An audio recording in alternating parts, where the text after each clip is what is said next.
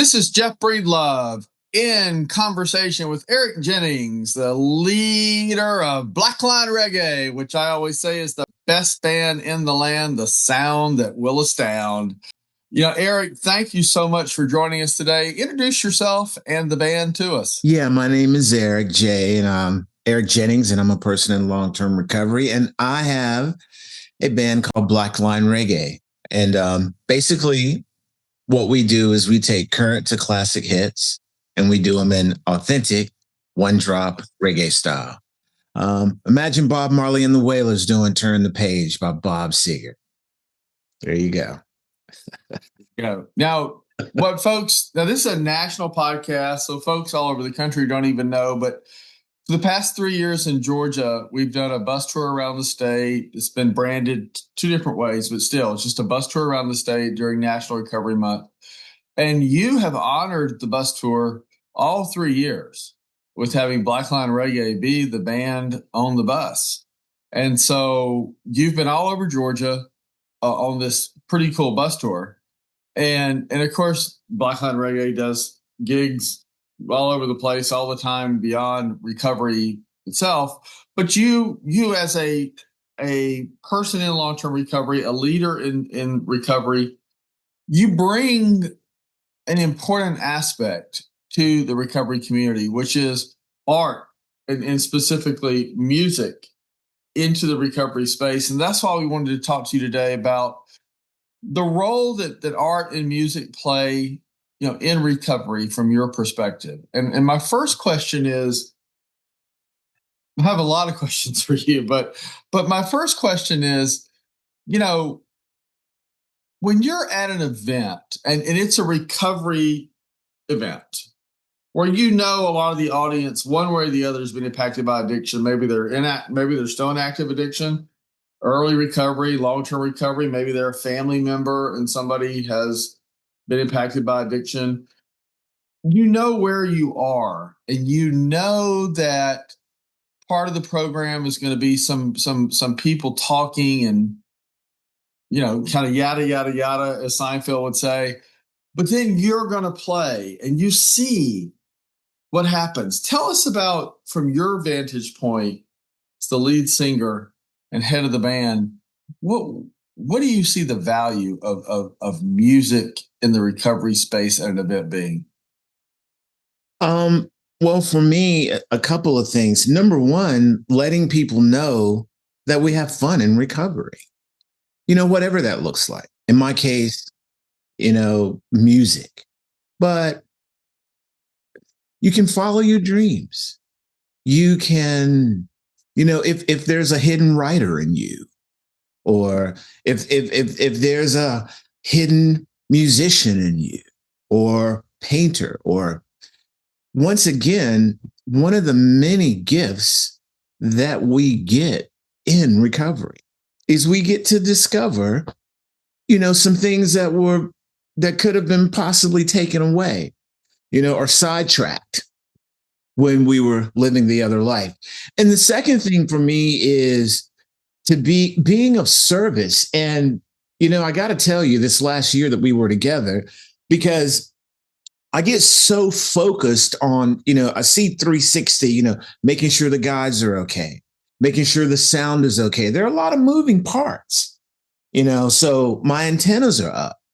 But this past year, getting to stand there, and in my case, have a front row seat from the stage, because I can see everyone, and being of service, making someone's day, being a part of, making someone's moment, building memories, good memories, and being a part of them having fun.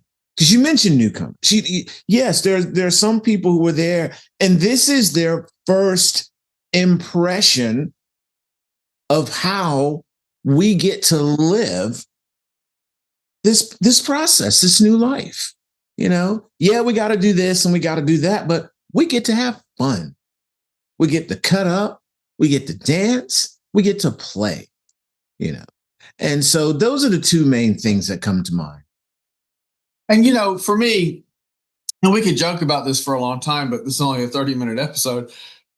I do love policy, and I think it's important that community leaders, whether they're elected or business faith, it doesn't matter, that they appear at events and speak and say words that support policies and funding. I think all that's important. But one thing that I've learned over the past number of years is that most people coming to an event really embrace and enjoy the art segment of an event that unites everybody. Everybody likes music. Everybody. So, in all seriousness, what do you really think what is it about music and art that really brings an audience together, even if they've endured some speeches over here or some silly games over there, but they seem to all get into that. What is it about art and music? It brings something that, to me, it's freedom of expression. There is no I'm going to get this wrong. You will not be. There is no score.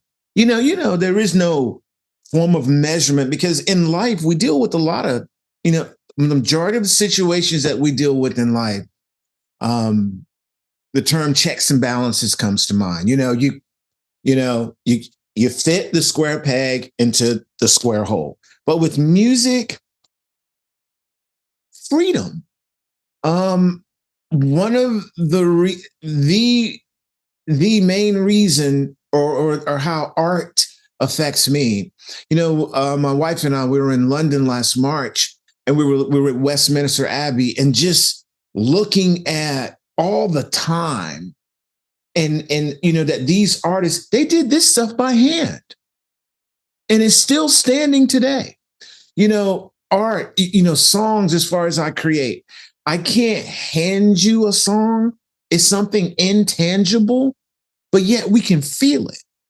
So for me, on so many levels, art resonates where other things in life don't. Not that they're unimportant, but to me, art, a photograph, anything, it allows the person to have a personal relationship with it, and no one can tell them that they're wrong.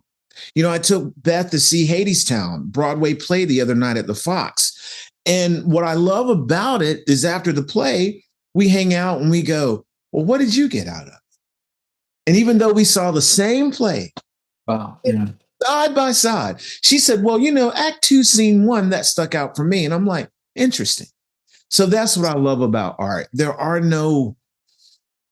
It's so cliche to say there are no rules, but there is no wrong way to appreciate it. That is fascinating. One question I want to ask just before I forget is this, because I don't think I've ever asked you personally this question, or anybody this question, but I think it's important for people to think about.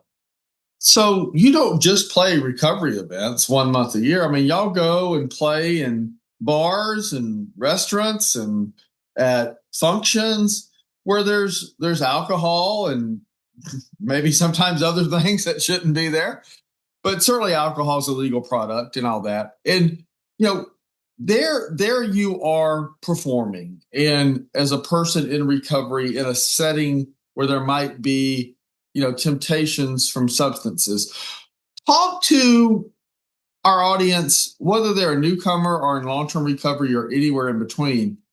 To your point, it's okay to have fun in recovery, and it's okay to go places where there's going to be stuff.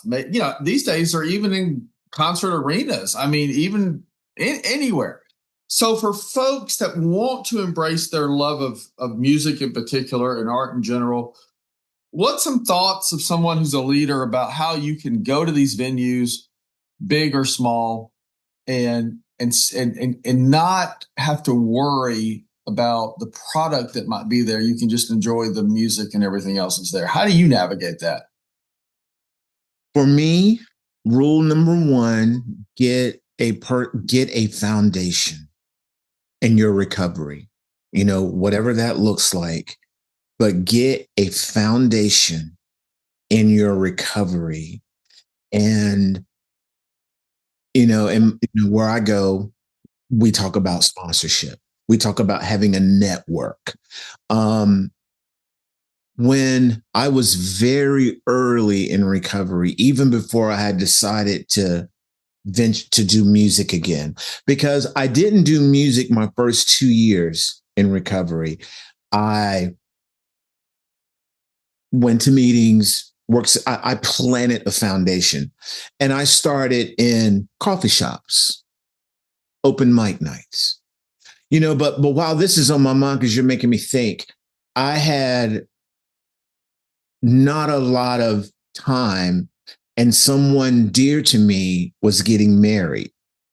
And so I went to the wedding and then to the reception, and they were drinking. It's a social event. And I remember my sponsor saying to me, back then it was pagers, and he said, first of all, how do you feel? And I said, well, I want to go honor Margaret. He says, okay, well, that's your motive, because be very, very careful with your motives. And Eric, if you feel uncomfortable, page me. I didn't have a car at the time. He said, I will come and get you. So having a backup plan and recognize what you're doing and why you're doing it. In my case today, when we're at these functions, we played a frat party in Alabama. All I got to say is frat party, Right. Right. But my motives was to go there as a professional, to be of service. But to sum it all up, Jeff, if there was ever a period where I felt uncomfortable, I have a choice and I wouldn't do it. No, that's good. That's good advice. And you also said something that I think was so profound. You didn't just leave some type of treatment, whatever that was, and go, well, okay, I'm being illustrative, 90 days. Yeah. You deliberately no court made you do it. No judge made you do it. You put some guardrails around yourself. Yes. And you took sort of baby steps back into the community, which I think was an important message. What you also made me think about this, and I'm curious as to what you would say to somebody watching this podcast somewhere in the United States is going to be wherever they are on their journey, but they haven't made that step back, and they are a musician. Mm-hmm. And they're like, yeah, I kind of want to play again or sing again or get up on stage again. And they're a little unsure. So I know what you just said, but that was kind of, if you're this perspective is before you even go to the venue, before you even get back on that career path, because it's a profession. Well, it can be a hobby, but it can be a profession.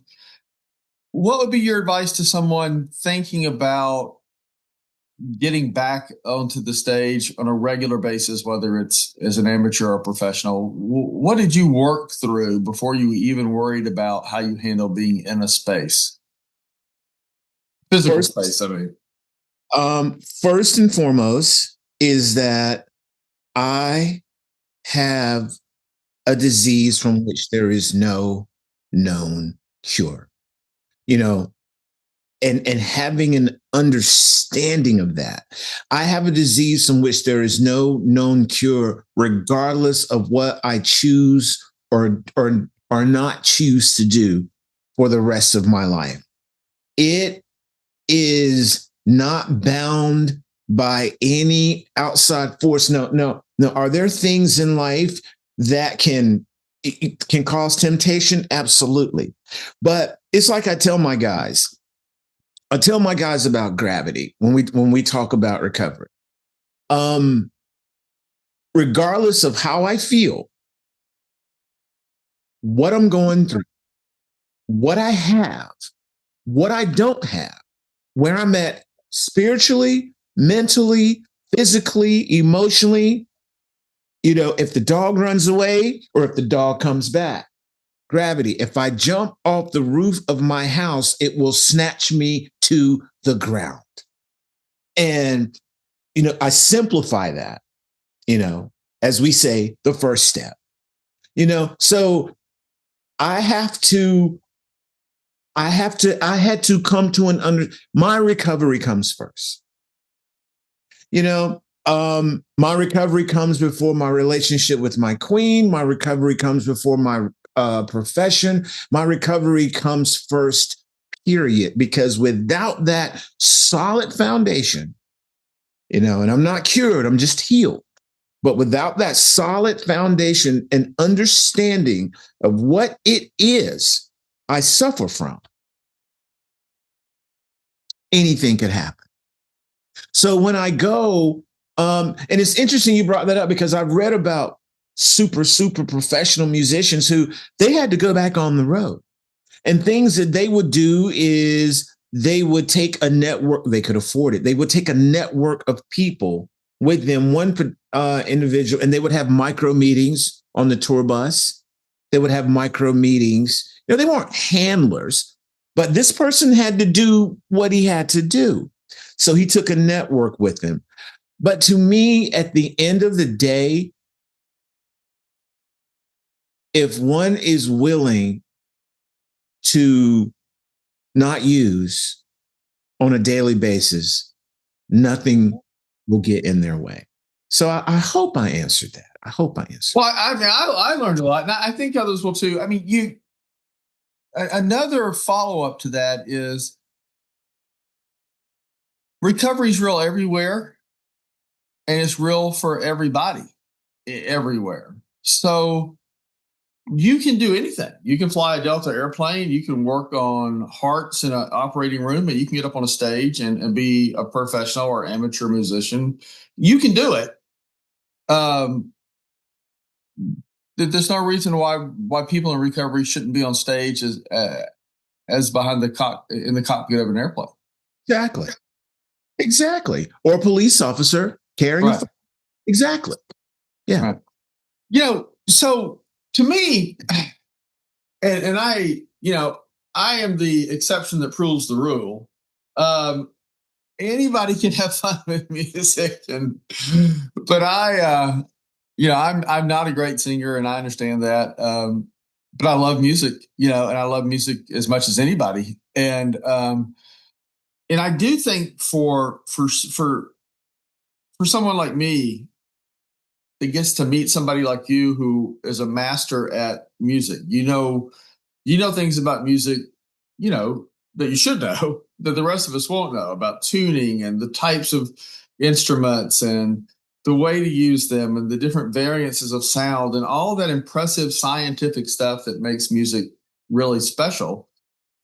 And the rest of us just appreciate the sound, right? And we appreciate what we hear at the event. There you are, you're in recovery. How does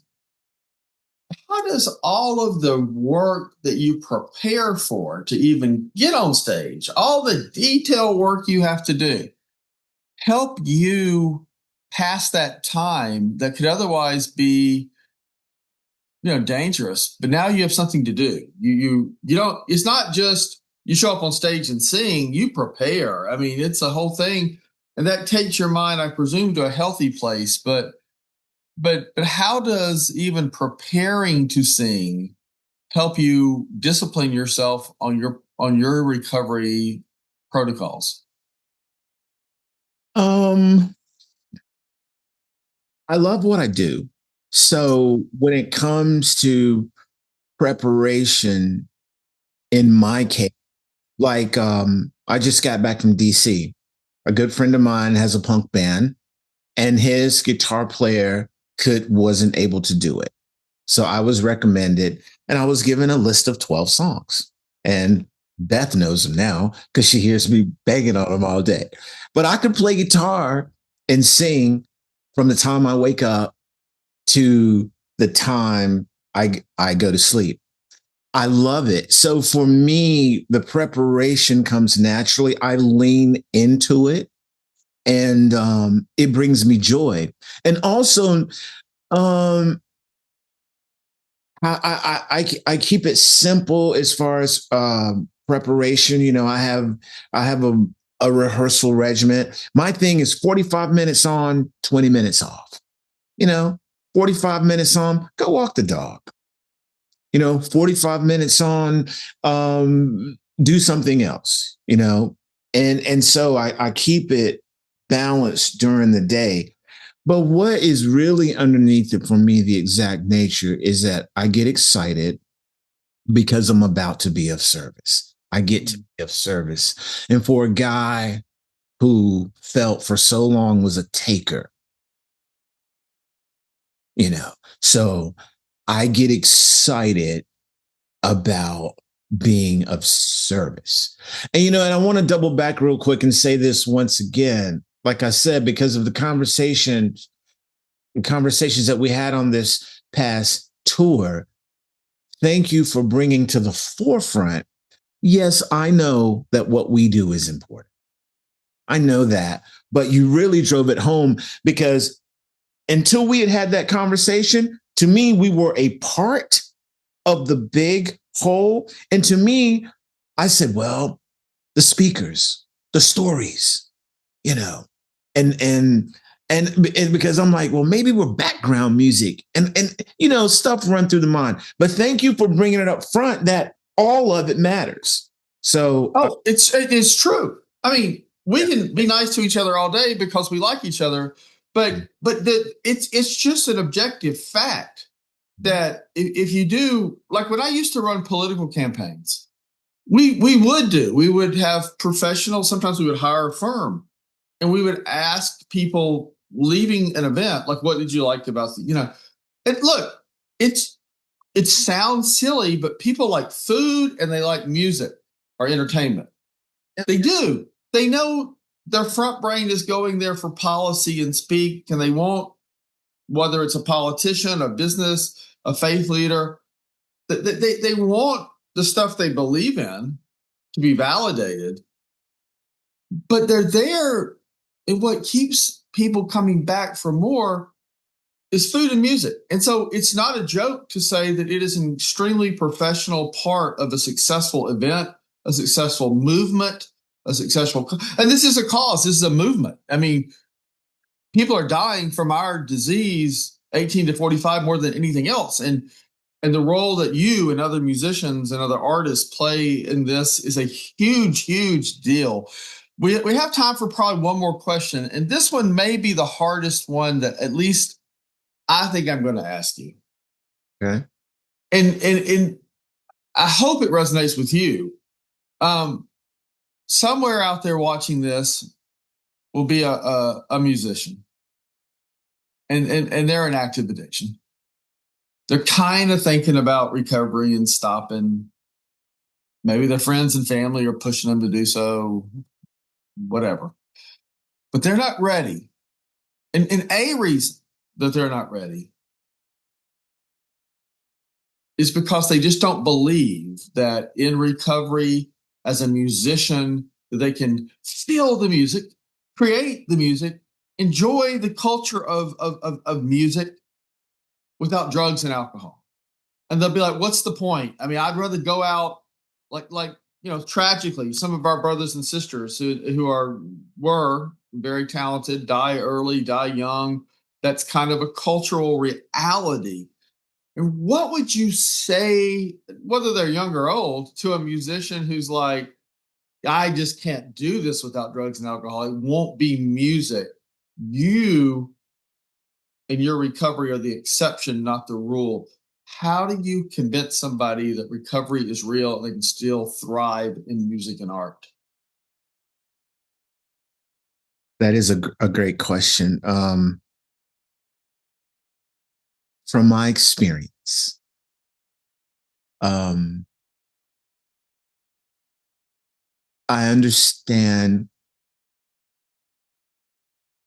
because before I got here and when I first got here, that ran around in my mind as well. How in the world am I going to create from this space when I'm used to for years having created from this space? And what comes to mind for me is that regardless of what people's profession was, I sat and continue to sit in a room on a regular basis where people, as a result of even having doubt, whether it's pursuing a college degree or wanting to advance oneself in another area of life. But I cannot, or in my case, professional musician, but I cannot deny the evidence that I see with my own two eyes and hear with my own two ears of people staying clean and dreams coming true. And so what I would say to someone is give this a shot. It beats the alternative. And what I've also learned is it's not dying for the cause, it's living for the cause. It's living for the cause. We have been given a lot of misinformation, especially in my profession. The majority of the information is we lead lives of train wrecks, but no one wants no one wants to hear a story about the responsible guy who goes home to his wife and kids after coming off of tour. So we have been given a lot of misinformation with an abundance, but it's not the facts. There are plenty of people out there in the artistic and creative world who, me being one of them, have found out that there was all this creativity from a healthy place, a place that I wasn't used to going. I know it sounds so cliche, but trust the process. It's better than where we came from. Give it a shot. Thank you for that. I'm sure that's going to resonate with somebody out there, and probably several somebodies. And to me, as somebody who,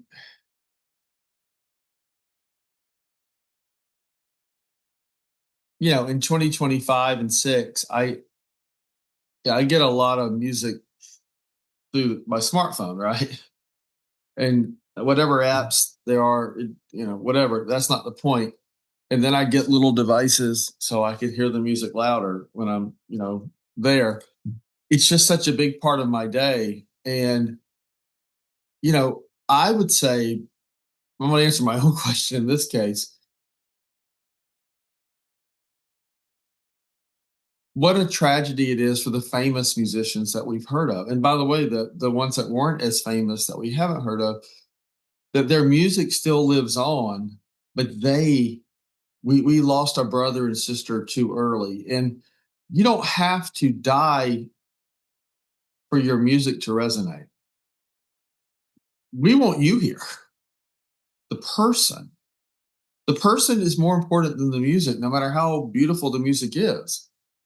And so I just hope that people look at a guy like you, Eric, and go, he was in active addiction and probably in some tough spots, but he made a choice. And then he found out recovery, he could still be creative and he could still be alive and he could still have a queen and they could still go to London and go to Washington and do frat parties and do recovery bus tours. He could do all the things, but he couldn't do any of it without recovery. And that's what I think you inspire in so many people. Eric Jennings of Black Lion Reggae, the best band in the land, the sound that will astound. How do people find Black Lion Reggae so they can get you at their next gig, whatever the gig is. You can find us at blacklionreggae.com, BLACK Lion, LIONREGGAE.com. And we are also on Instagram as well. Those are the two main places you can find us. And I got to tell you, you will love it. I'm just going to give just an unsolicited pitch. They know how to do the stuff for adult parties. They know how to do family friendly parties. They know how to be professional. But I got to tell you this, I have been with them and, we could probably count it, but, dozens and dozens of events all over Georgia for 3 years in a row, and nothing but 100% compliments on the talent. So check Eric out, check Black Lion Reggae out. And Eric, we always say recovery is real. Is real.